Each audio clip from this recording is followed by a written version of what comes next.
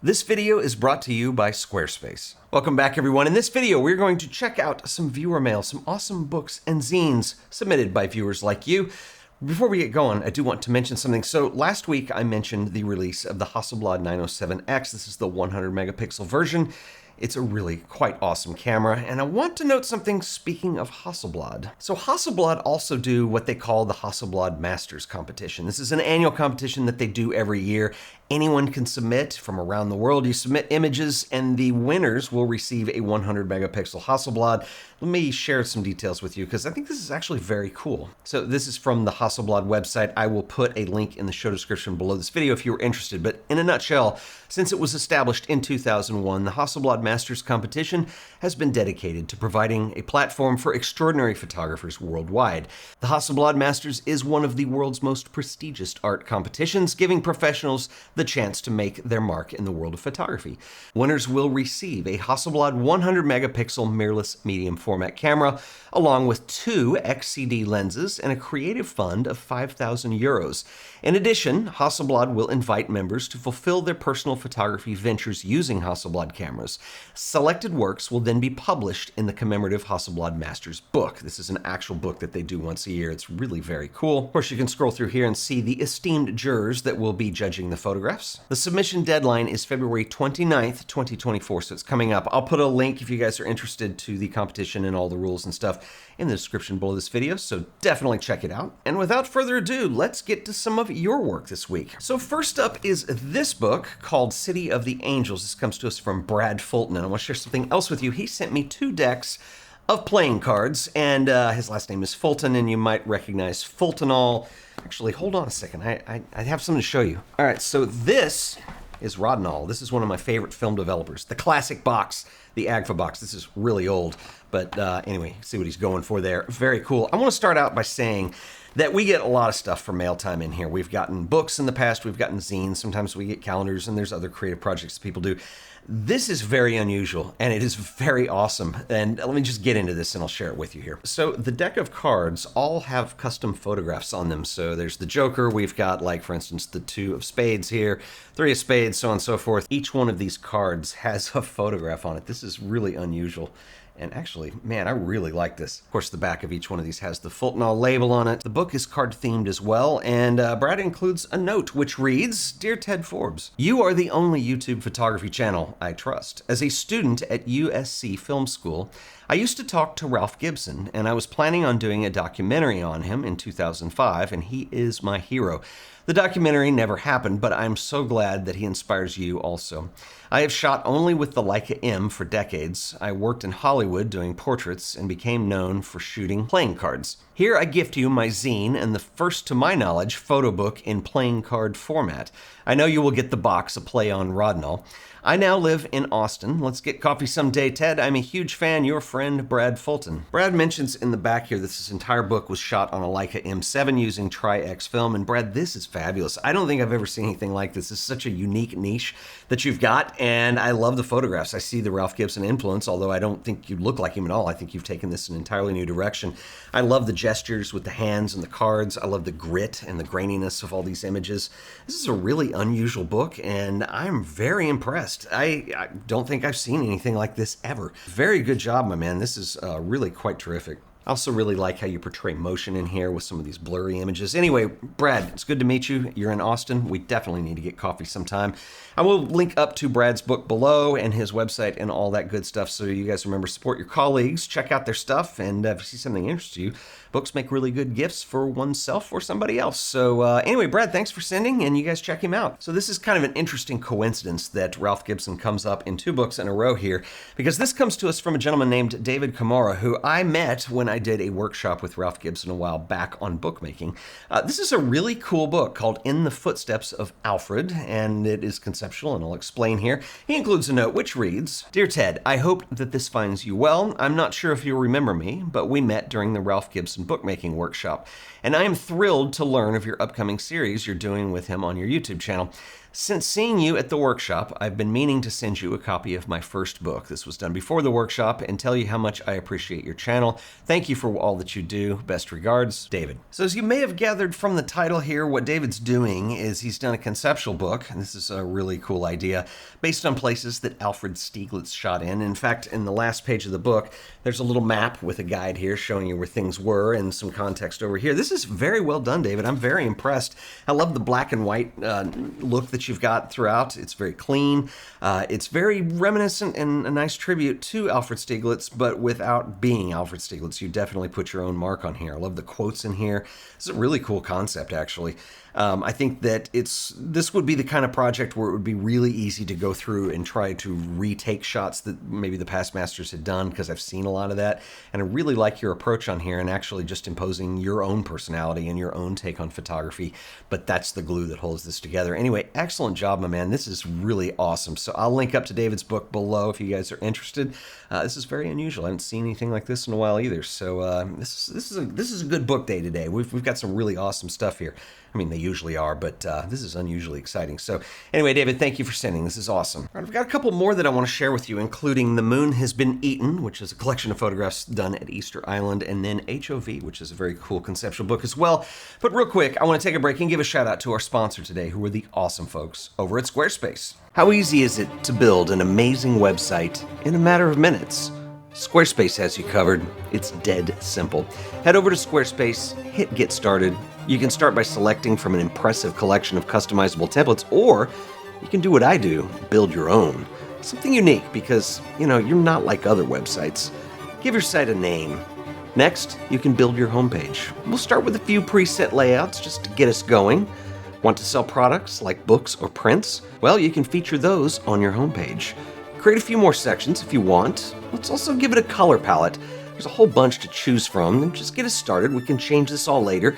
Next, let's select the typography choices. Welcome to your website. Everything is set up and it's all ready for you to customize. Squarespace is built on Fluid Engine, the next generation of website design. Select Edit, and Fluid Engine allows you to drag, place, and resize any element on the page. You can snap these to a grid, you can make them float on top of one another, you can freeform however you like. You can even preview and adjust how the site looks on either desktop or mobile. The layouts are independent. Of course, you'll want a portfolio for your work. Creating an image gallery is as easy as dropping a folder of images on your web browser. Once uploaded, you can drag to resort, customize the look, and Squarespace writes all of the code for you. Everything just works and it looks fabulous. Want to sell your own prints, books, or zines? Squarespace has the capabilities to not only set up your online store and collect payments, but they also give you all the tools that you're going to need to be successful. Managing shipping and payment options, manage your orders, and engage with your customers. They even give you the tax tools that you need to keep things organized and stay compliant. You should try Squarespace for yourself. It's absolutely free, no credit card required. Just go to squarespace.com/AOP, sign up for that free trial. If you decide Squarespace is right for you, I can save you an additional 10% on your order by using offer code AOP on checkout. That's right, the code is AOP. So stop procrastinating, go build your website today. And I want to give a special shout out and thanks to Squarespace for sponsoring this video. All right, so next up is this book called HOV, which comes with a cool bumper sticker. This comes to us from Dino Jagger, and Dino includes a note which reads, "Dear Ted, okay, I know it's big, but hear me out. There's a story behind it. 47 rolls of 120 film in 27 days in the open road, up the West Coast and back down to my home state of Arizona. To preface, HOV is the finale in my series of 3 books, including my first 2, Heat Wave and High and Dry. With the first 2 being solely based upon the weird, mysterious, and abandoned places of Arizona, I felt it was necessary to wrap up the series by showing the skills that I built here being put to the test in a variety of different places, whilst being out in my comfort zone traveling alone on the open road. I made it a point to wrap up every day with the trip with a journal entry, either about what I did or how I felt internally that day. I think that these journal entries give great context to the photos within. I hope this book finds you well, and I hope to hear your thoughts on it. Please let me know if you made it all the way through. There are some messages in the journals about my grandparents that I believe are truly impactful. Thanks for your time, your channel, and been a subscriber for years now, Dino Jagger III." Dino, this is fabulous. I really like what you're doing here. I love the whole idea of making this a journal. Another thing that I want to point out, actually a couple of things I want to point out to people in here that I really like. First of all, I love the fact that this is treated like on the road. It's one thing when people will do books, and I see a lot of these where they're pictures of places and whatnot, and it's a journey that they've taken, but you've included all these behind the scenes shots of the car, of the road, and it really personalizes that quite a bit. I think this combined with the handwriting for the text and the whole idea of journal entries, this is something that I really want to see more people do. It's something that I want to do, where you actually go out and handwrite in a journal, take pictures on film, make it old school, make it analog. It's really cool. A couple other things I want to point out. Dino, another thing that I really like is the range of work that you have in here. We go from more conventional shots to landscapes to some things that I would expect to see in here, but then these bizarre, unexpected things like the skeleton fishing from the lawn chair. This is really interesting and very well done, and so I will link this up below. I want to mention something else too, because this wraps up in the beautiful state of Arizona, and I'm really actually interested in seeing your other two books because I think this is interesting.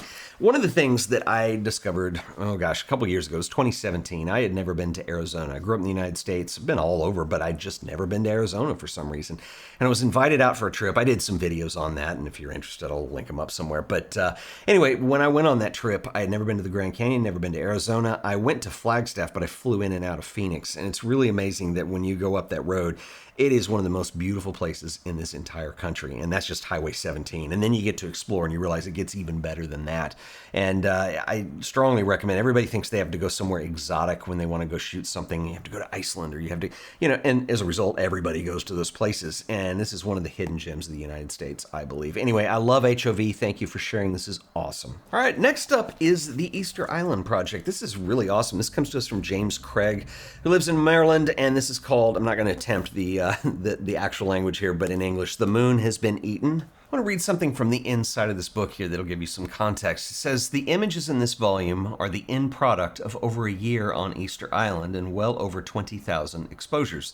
The plan was simple: maroon ourselves for a year on the most isolated bit of inhabited land on the planet, where I would amass a portfolio of black and white images while my wife painted. Why Easter Island? I wish I could claim that the project, or the images themselves, and all that turned out so well for both of us, sprang up from some telling insight or purpose on my part, but that wouldn't reflect the true nature of art, or life for that matter. The reality is that most art, as many of life's defining moments, is rooted in the lesser wisdom that accommodates accident, or something that could be best described as saying, well, it seemed like a good idea at the time. We wanted a major art project, one that would lend itself to both my black and white photography and my wife's painting. One way to accomplish this would be to put our lives on hold and take up to a year focusing on a specific subject or location, totally immersing ourselves in our art, possibly away from home. Instead of treating this as a fanciful notion, it became a thread to pick up and follow. We eventually agreed, after my initial project outline met with rejection, that would present Nan with a dozen destinations of which she would choose or not. Because I saw so much potential in a couple of proposals at the top of my list, I was having a great deal of trouble reaching the required number, most of which I can't remember. In a fit of desperation, I distinguishedly added two random but plausible ideas that came to mind. The final, totally not serious scribbling: spend a year on Easter Island. So James, this project is particularly impressive, and I have to say, hats off. I've always wanted to go to a place like Easter Island, which obviously, as you know, is very remote and very difficult to get to. And it's one thing just to go there and take some images, and it's another thing to do total, complete immersion for a year. And I think that's really awesome that you guys did that, and I think it shows in the work. You know, I typically think of Easter Island as just being the crazy sculptures that you see in pictures everywhere, and it's way more than that. And this book is really awesome. So I will link up to this as well as everything else in the show description below, so make sure you support your colleagues. James, thanks for sharing. This is quite awesome. He has copies of these left, by the way, and I will catch you guys in the next video, so I will see you then. Later.